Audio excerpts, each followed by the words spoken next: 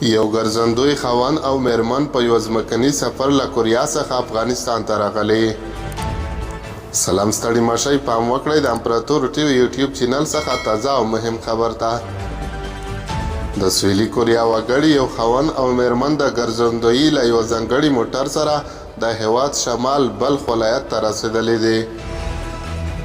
دغه کوریایي جوړې چې له 7 هېوادونو تېر شوي وایي چې د اوسېدو لپاره هوټل ته اړتیا نه لري او موټر یې د یوه هوټل ټول امکانات لري. د سویلي کوریا ګرځندوی پر یخیمین ویلي چې زه فکر کوم که څوک غواړي افغانستان ته سفر وکړي هیڅ ستونزه نشته، ځکه زه شپه او ورځ هر وخت په دغه موټر کې په واټ تېروم او هوټل ته نه ځم، ځکه دغه موټر زما کور دی. زه په دې کور کې پخلی کوم او په همدې موټر کې ویده کېږم. سمین خان هم هغه سیلانی دی چې د افغانستان د ښکلیو ځایونو او طبیعي جذابو لیدو لپاره له چین څخه راغلی دی. چینایي سیلانی سمین خان د رسنیو ته ویلي چې افغانستان ته سفر وکړی ډېر په زړه پورې دی.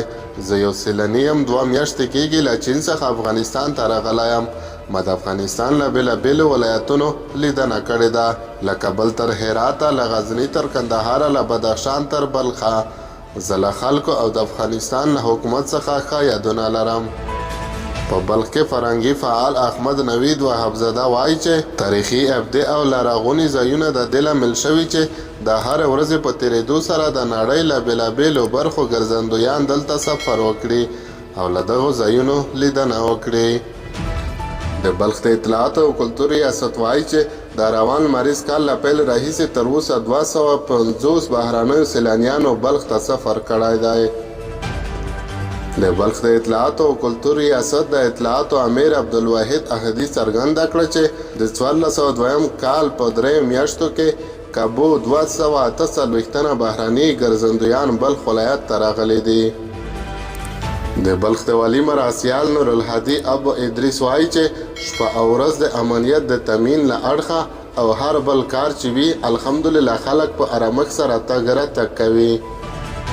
دا په داسې حال کې ده چې د اطلاعاتو او کلتور وزارت د معلوماتو پر بنسټ په دې وروستیو کې د هېواد ته د راتلونکو سیلانیانو شمیر زیات شوی دی.